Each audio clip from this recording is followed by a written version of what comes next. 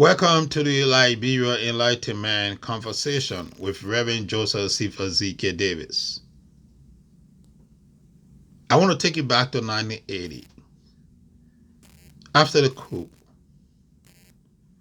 Samuel Kanyando started a mass execution of people he claimed were corrupt.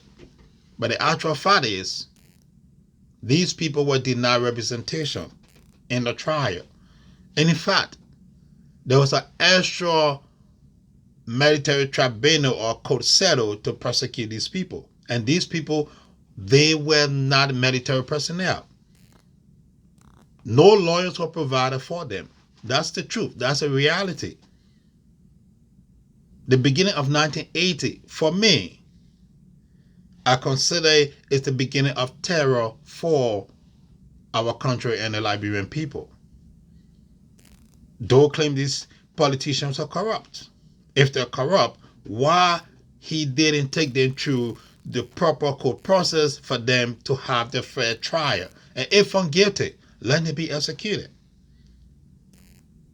But then, people ran through the street. Nete woman born soldier killed Tobo. People were celebrating. Now I wonder, what were they celebrating? Were they celebrating because we had just had the first indigenous president of the republic? But maybe one thing that we do not know, Liberia had indigenous people in government during the 133 years. The vice president for Charles D.B. King, Henry Toll, he was an indigenous. He was a native. He was vice president to Charles D.B. King. There were indigenous in government. There were indigenous who were representatives, who were senators during the 133 years. But one thing Liberia do not hear or do not know when they hail Samuel Kanyando, that he started a mass execution from the beginning of the presidency.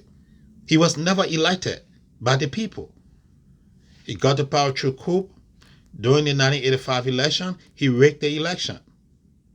He claimed corruption. And what did he do?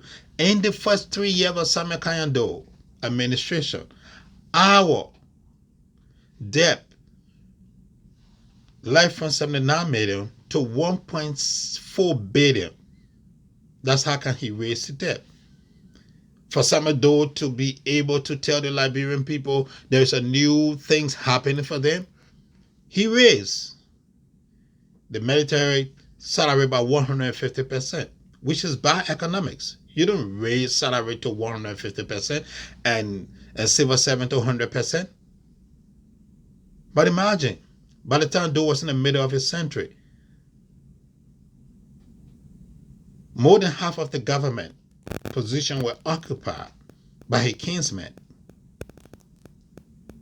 So what was the change? What was the change that Doe brought to Liberia? If you do not know, during the 133 years of Americo-Liberian rule, the aid and funding they received from America was less compared to Doe. In 10 years' time, Doe received more aid that surpassed the 133 years aid Liberia got in those government. So imagine, he ruled the country for 10 years, and the aids and development funding he got from America, it was more than double the aid presidents of the 133 years received from America. And what did he do? Just tell me, what did Doe do to our republic? Besides corruption, besides mass execution of fellow Liberians, it was during his administration, our education, our healthcare facility, everything starts to decline. And it has declined and continued to decline up to this day. That's when it starts to decline.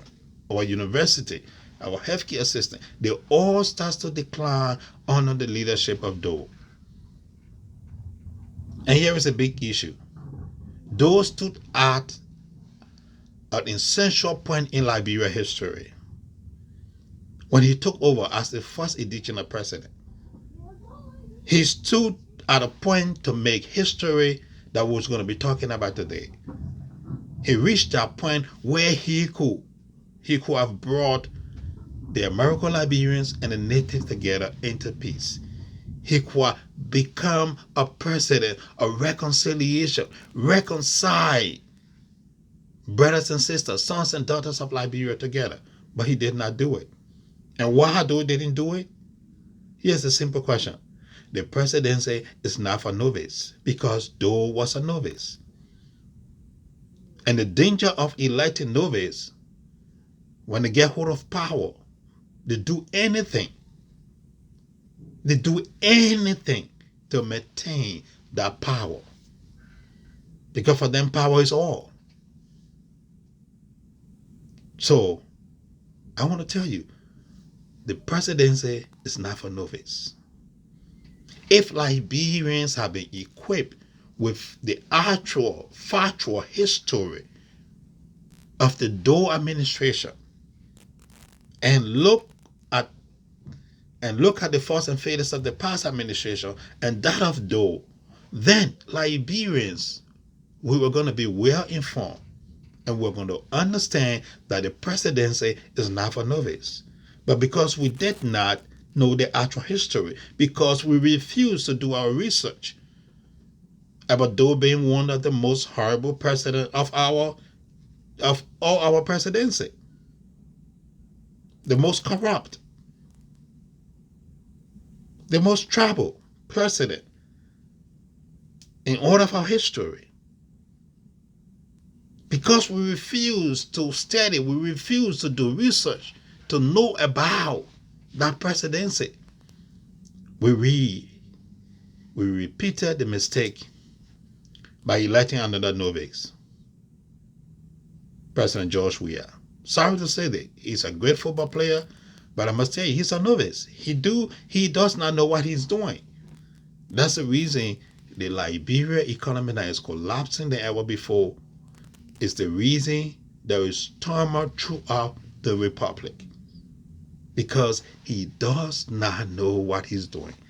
And the simple answer is the presidency is not for novice. You do not elect novice to the highest office of the land. The place that people with critical thinking making difficult decisions. You don't place a novice in those positions. You do not. It's the highest office of the land. I hope we will not make this mistake again. And again, I want for you to join me. If you haven't liked our Facebook page, go and like our Facebook page, the Liberia Enlightenment Movement. The Liberia Enlightenment Movement. And again, remember, the presidency is not for novice.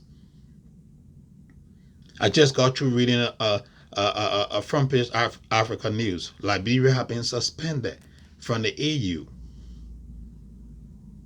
And let me tell you the truth. When we got elected, I told my friends, I said, maybe he would do something better. I want to see who he's going to appoint as foreign minister and finance minister. And then when I saw the appointment of Wesenga Finlay, a fellow son of Bassa like me, and I heard about Samuel Toy, and I told my friends here in Iowa that we are government is bound to fail. He said, why? I said, where is a novice? And he just appointed two novices to lead two ministries that direct the affairs of the country. That is essential in directing the country and advising the president in the right direction. I said, it's bound to fail. Wesenga Finlay does not understand foreign policy. He does not understand negotiation. He does not understand mediation, diplomacy. That's what foreign policy is about. It's all about negotiation, mediation. That's all. That's the center of foreign policy. And to direct the economy of Liberia, You give it to Samuel Toy. Oh my God. The presidency is not for novice. Thank you for joining us on the Enlightenment conversation. I'll see you again next week. Each week, we will be here to have a brief conversation about the Liberia Enlightenment movement. Again, if you haven't joined or like our Facebook page, the Liberia Enlightenment movement. Thank you for stopping by, and God bless you. I'm Reverend Joseph Cephas Davis, founder of the Liberia Enlightenment movement.